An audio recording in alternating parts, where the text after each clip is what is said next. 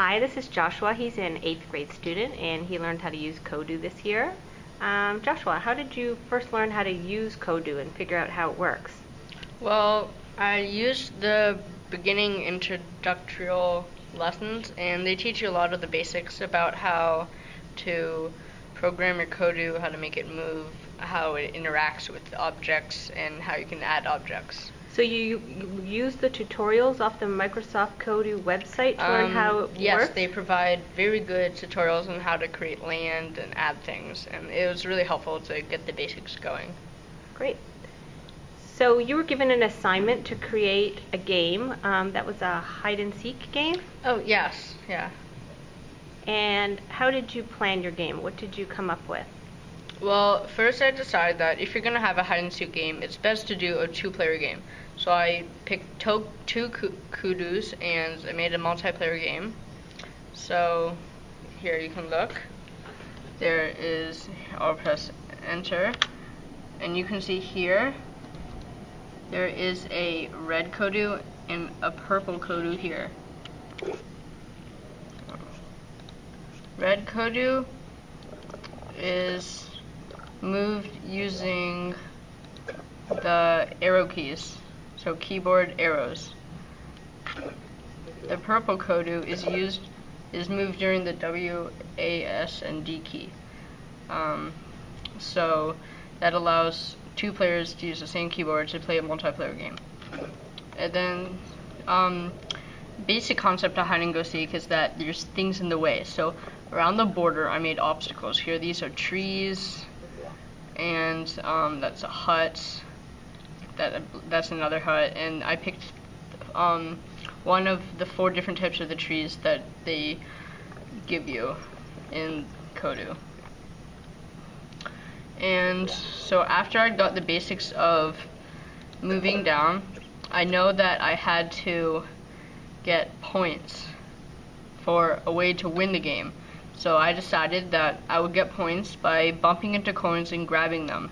And after I grabbed them, I would eat them. But here, you can see I have red points and purple points.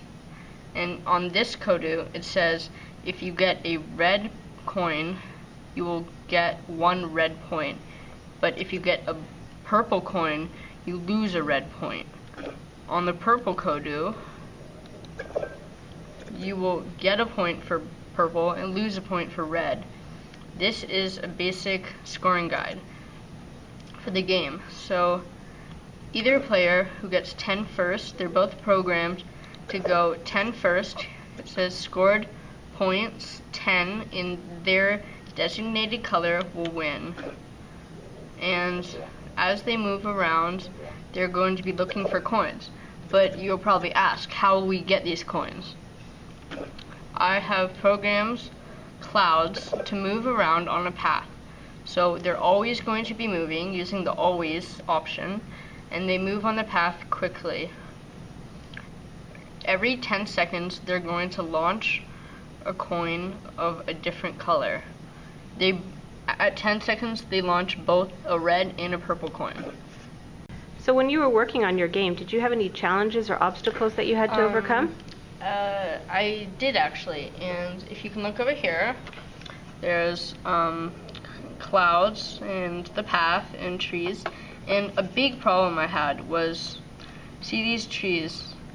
The Kodus are programmed when bumping into a tree to say ouch. But in my gameplay, or into a hut, they will say oops.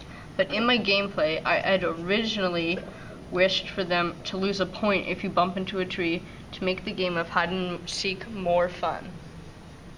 So the only problem with this was if a Kodu bumped into it, there was nothing stopping the Kodu from staying right beside it, and the game would register the Kodu as always touching it. So you would constantly be losing points. So what could appear as 1 touch, you could lose hundreds of points. So how did you solve this problem? What did you just changed your plan? I just decided that I could just not allow points. So now the trees are no longer programmed to subtract points. They don't do anything now. They're just for looks. And when you bump into it, I'll show you an example here. I'll be controlling the red Kodu over here.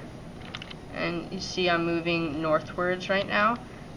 East, or west, and you bump into it, and it says, ouch. Then I'll bump into the tree to the north, and it says, oops. And then, see there, I just gained 1 point. That's because the red Kodu, the one I'm currently controlling, touched a red piece. If I walk over or fly over here actually, you can see I'm about to run into another red one, and there, I got it. So that's another point. Now, it's the first to 10 wins, but my Kodu should lose, the red one should lose a point if it touches a purple. So here's a purple, so I should, yes, I lost a point. I lost 1 red point, and it went back down to 1 red. Now I'm going Coin Catcher version 1. How many coins can you catch? In this 2-player game, use the arrow keys and WASD keys to move your colored Kodu around the terrain. For each coin collected of your Kodu's corresponding color, you'll earn 1 point, but lose a point if collecting the other color. Watch out for huts and trees. Those hurt. Get to 10 points before your opponent and you win.